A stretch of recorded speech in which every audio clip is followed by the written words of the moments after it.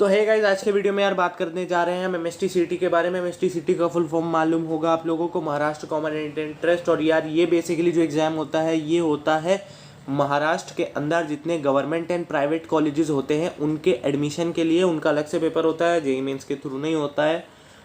और एमएसटी सीटी का पेपर हमें देना पड़ता है। और इसमें यार मतलब एक दो चीज़ें हैं जो जानने वाली हैं आपको कि बाहर के लोगों के लिए सिर्फ 15% रिजर्वेशन होता है, मतलब आउटसाइड महाराष्ट्र के लिए तो काफ़ी कम स्कोप है। लेकिन ऐसा माना जाता है कि जो पेपर होता है वो काफ़ी ईजी आता है। अब इसमें कितना सच है और कितना गलत ये हम जानेंगे वीडियो में। और साथ ही साथ एक ऐसा सीक्रेट है जो तुम्हें मालूम होना चाहिए अगर तुम एमएसटी सीटी देने जा रहे हो, और अगर वो बॉक्स तुम्हारा टिक है तब तो तुम्हारी ऐश ऐश है, और अगर नहीं है तो बेटा you are in a desperable state. Desperable क्या होता है ना, डेस्परेट स्टेट। चलो मूविंग ऑन। तो यार ये हमारा वीडियो हाँ ठीक है, रुक जाओ मैं ऊपर कर लूँ। हाँ तो यार एमएसटी सीटी के बारे में सबसे पहले मैंने तुम्हें बता ही दिया कि गवर्नमेंट कॉलेजेस के लिए होता है, प्राइवेट कॉलेजेस के अंदर होता है। गवर्नमेंट में, प्राइवेट का तो इतना नहीं है, प्राइवेट तो ऐसे ही कॉलेजेस हैं। गवर्नमेंट में एक अच्छा है VGTI अच्छा है, और ऊपर के एक दो जो हैं वो अच्छे हैं, गवर्नमेंट ही हैं जो बेसिकली अच्छे हैं, क्योंकि VGTI का पे पैकेज भी तुम लोग देखो तो अच्छा खासा जाता है, 36 लाख तक का गया है हाईएस्ट पैकेज, तो क्या बुरा है। लेकिन इसमें एक ग्लिच है, बेसिकली ग्लिच क्या है वो आगे बताऊंगा। वीडियो को देखते रहो और बताते रहे, और लाइक कर देना, सब्सक्राइब कर देना। तो पेपर पैटर्न के बारे में सबसे पहले हम लोग बात कर ले रहे हैं। पेपर पैटर्न ऐसा होता है कि 3 घंटे का पेपर है और 180 मिनट, वही 90 मिनट है। अब 90 मिनट यार ये होता है कि 90 मिनट में पहले तुम्हें फिजिक्स केमिस्ट्री करना होता है, जिनकी मार्किंग शायद नेगेटिव मार्किंग नहीं होती है, और नेगेटिव मार्किंग नहीं होती है, और जो नंबर होते हैं वो +1 का होता है। फिजिक्स और केमिस्ट्री के क्वेश्चन में टोटल नंबर ऑफ क्वेश्चन जो तुम्हारे इसमें आते हैं वो 50 आएंगे, 50 फिजिक्स 50 केमिस्ट्री। इस पूरे टाइम फ्रेम जो इसको करने का मिलेगा वो होगा 90 मिनट्स, ठीक है। ये जब तुम अपना कर लोगे 90 मिनट जैसे ही ओवर होंगे, ये जो पर्टिकुलर सेक्शन है फिजिक्स केमिस्ट्री वाला ये सबमिट हो जाएगा, इसे तुम बाद में चेंज नहीं कर सकते। इसलिए फिजिक्स केमिस्ट्री से ही पहले स्टार्ट करना और कोशिश करना कि ज़्यादा से ज़्यादा क्वेश्चन अच्छे कर लें। और क्योंकि नेगेटिव मार्किंग नहीं है तो क्वेश्चन अपने आराम से भैया माता जी के भरोसे भी कर सकते हो।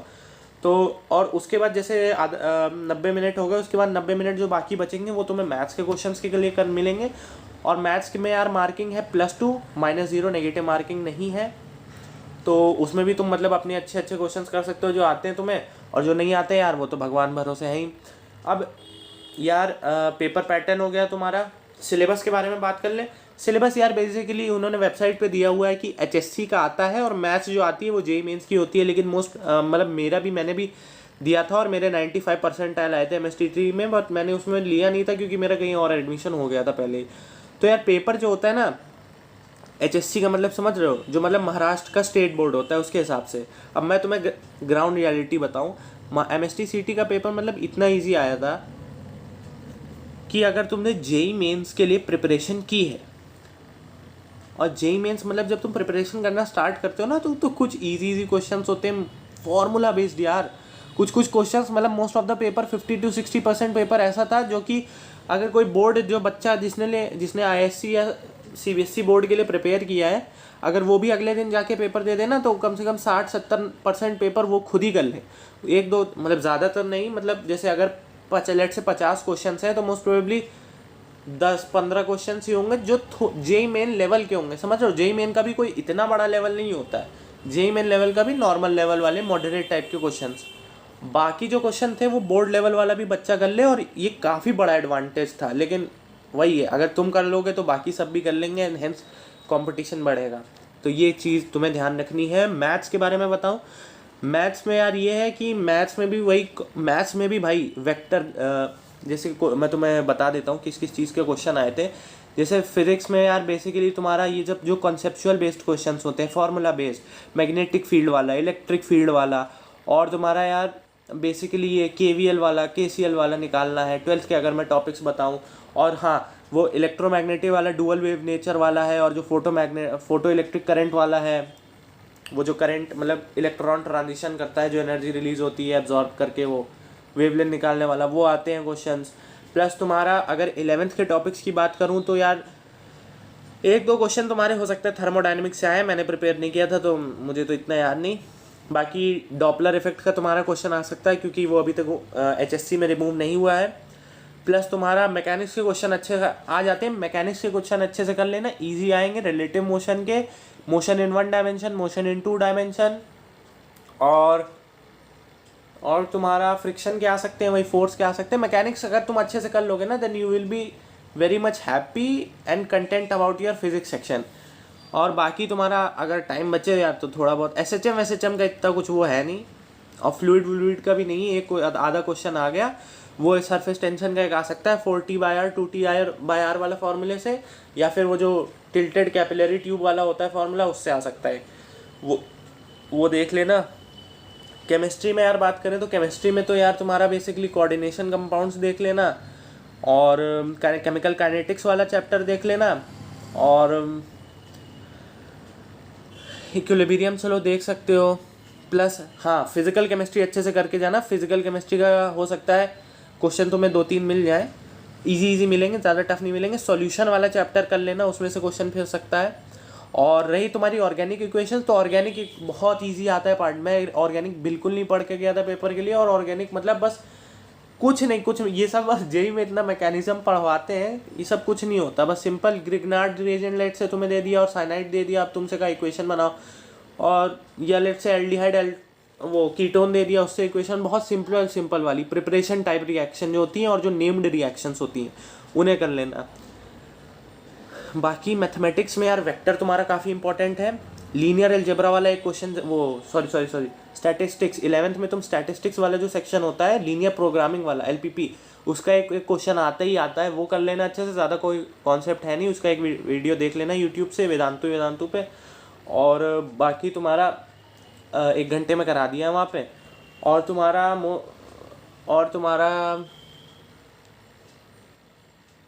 और मैथ्स में यार तुम्हारा बेसिकली डिफरेंशिएशन है, इंटीग्रेशन है, वो भी सिंपल ज़्यादा टफ वफ नहीं।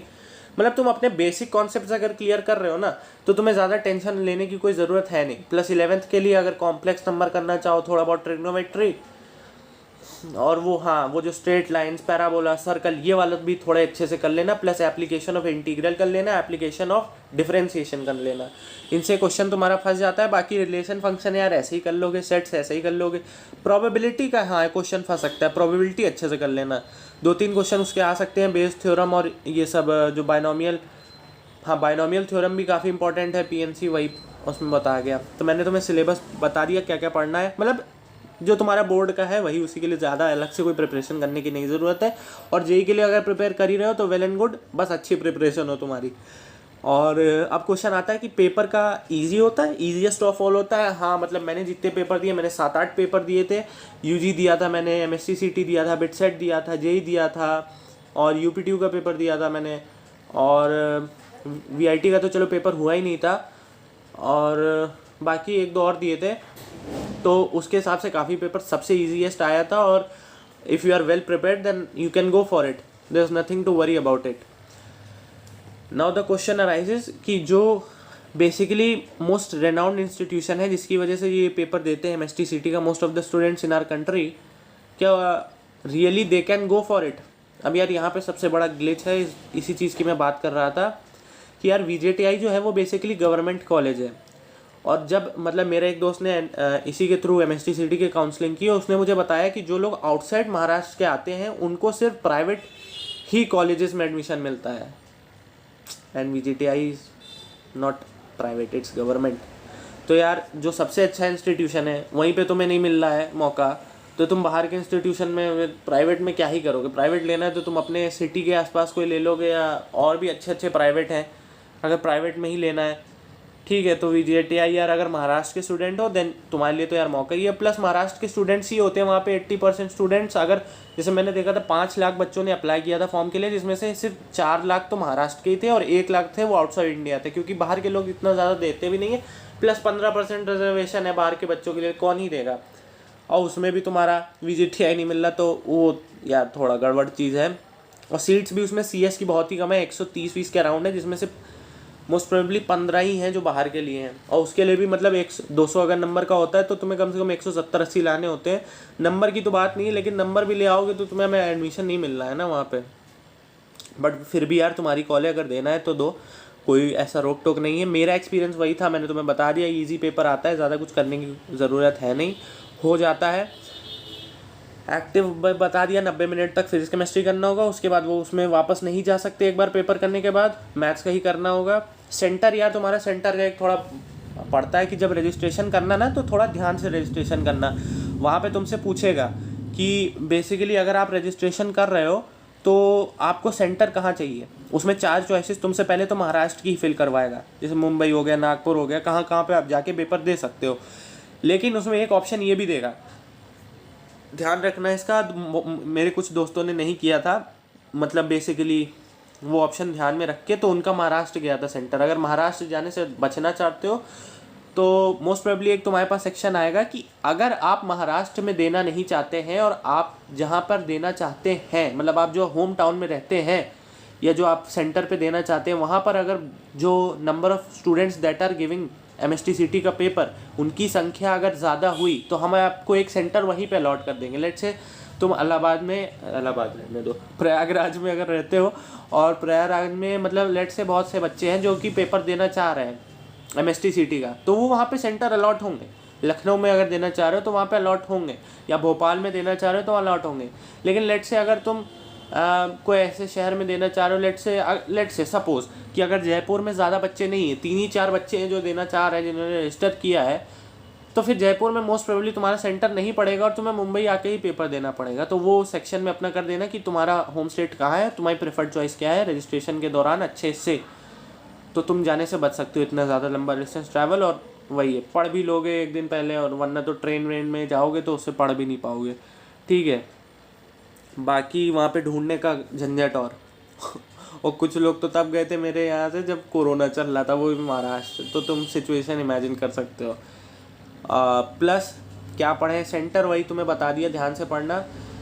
एप्लीकेशन फॉर्म यार सही से भरना, क्योंकि वो काफ़ी डिटेल्स मांगते हैं, क्योंकि सरकारी टाइप का पेपर है, मतलब महाराष्ट्र का वो करवाता है, गवर्नमेंट करवाती है, तो मतलब काफ़ी कम्प्रिहेंसिव, काफ़ी डिटेल्ड टाइप का वो होता है फॉर्म, वो अच्छे से भरना। उनकी वेबसाइट थोड़ी बहुत ठीक ही ठाक है, इतनी अच्छी नहीं है बस, मतलब लेकिन हाँ। और जो हाँ इसका ये एक है कि शायद जो इन्फॉर्मेशन आती है वो मोस्ट प्रोबेबली मराठी में आती है, इंग्लिश वाला थोड़ा डिले होके आता है, तो वो एक थोड़ा सा है। प्लस स्पेकुलेटिव ज़्यादा कुछ इतना है नहीं, हो जाएगा पेपर तुम्हारा मार्च में, इसके एग्जाम वो आ जाएगा, रजिस्ट्रेशन कर देना, एडमिट कार्ड अप्रैल में आ जाएगा, मोस्ट प्रोबेबली मई अप्रैल के अराउंड तुम्हारा पेपर हो जाना चाहिए। अब आते हैं वीडियो के एंड में, जो सीक्रेट तुम लोगों को नहीं मालूम है यार, ये बेसिकली मेरे एक फ्रेंड का एक्सपीरियंस है जो मैं तुम लोग के साथ शेयर करने जा रहा हूँ कि यार बेसिकली उसकी 94% आई है MSTCT में, एंड ही वेंट देयर। तो वहाँ पर अब क्या हुआ, जब वहाँ पर वो जाके गया अपने, मतलब उसने 2-3 अपने माइंड में रख रखे थे कि यहाँ पर मुझे काउंसलिंग करवानी है, क्योंकि गवर्नमेंट तो वैसे ही नहीं मिल रहा, तो जो प्राइवेट में वो गया वहाँ पे करवाए।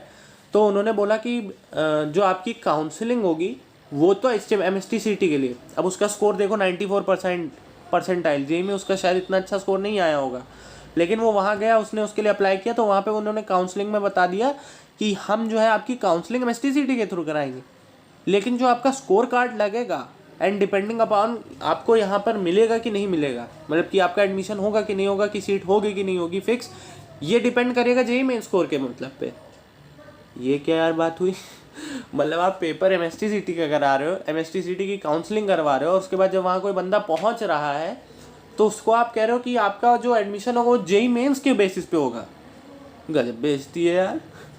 तो ये एक चीज़ है जो बहुत से लोगों को नहीं मालूम है, और मोस्ट प्रोबेबली आप ये हो सकता है कमिट करो मिस्टेक, इसलिए ये वीडियो देख लेने में ही मैंने कहा कि आप लोग का फ़ायदा है, और आप लोगों को कम से पता चल जाए कि आप सिर्फ MSTCT के चक्कर में ना रहो। क्या मालूम आप बाहर ज़्यादा पेपर ना दो, जेई दो, जेई में अच्छा ना है, MSTCT दो और पेपर ना दो, इसलिए मतलब 4-5 पेपर दो, भले ही थोड़ा वो एप्लीकेशन फ़ीस देनी पड़ेगी तुम्हें, लेकिन कम से कम तुम्हें एक्सपीरियंस भी होगा, जैसे यूजी का अलग ही पेपर होता है, वहाँ का एक्सपीरियंस मिलेगा, एक्सपीरियंस गेन करने में कोई प्रॉब्लम नहीं है, it's just that you get to know more about the things around you. And exam hall का भी मतलब तुम्हें थोड़ा एक बैठने का, सीटिंग वीटिंग का भी पड़ेगा कि 3 घंटे देना है पेपर, प्लस CBT में दे रहे हो, जो लोग मॉक टेस्ट नहीं दे पाते उनके लिए चलो ठीक है, MSTCT का पेपर वैसे ही है, और देना है तो दे सकते हो, बट यार वही है, सबसे पहला ग्लिच प्राइवेट और गवर्नमेंट में है, दूसरा है कि वहाँ पर जेई मेन के बेसिस पे होगा, तो काफ़ी डेस्परेट सा केस है, तो तुम देख लो अपने हिसाब से, देना हो दो। वरना सिर्फ इस पे डिपेंड होना is not a good option. So ये मैंने तुम्हें पहले बता दिया। अब भैया वीडियो के एंड में हम लोग आ गए। आज के लिए एमएसटी सिटी के लिए इतना ही था। बाकी वीजीटीआई अच्छा कॉलेज है, अगर आप गवर्नमेंट महाराष्ट्र में हो तो आपके लिए वेल एंड गुड, आपके लिए सही है।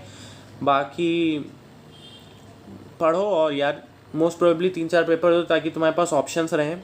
एक चीज़ पे डिपेंडेंट कभी भी नहीं होना कि सिर्फ जेई पे हो जाओ, आपके पास अदर ऑप्शंस भी होने चाहिए, जैसे कि बिट सेट हो गया या वीआईटी का हो गया पेपर, या एक दो अलग ये लेट से यही एमएसटी सिटी हो गया। एमएसटी सिटी तो नहीं है प्रेफर करूँगा, बट लेट से यूजीडब्ल्यू हो गया, ताकि आपके पास वेरिएशन रहे। और आप अगर लेट से आउटपुट आपका उतना नहीं अच्छा आता है जितना आपने इनपुट डाला, तो फिर कम से कम आपके पास दूसरी चीज़ें हों जिस पे आप फॉल बैक कर सको।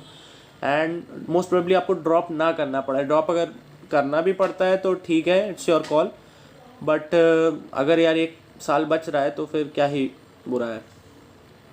And I think college life हर जगह सेम ही है, बाकी कोई एज सच डिफरेंस नहीं है। वो भी अब इंटर डिसिप्लिनरी आ गया है, तो मैं मोस्ट प्रोबेबली अब आईआईटी का इतना वो पता नहीं अब रहेगा भी कि नहीं रहेगा।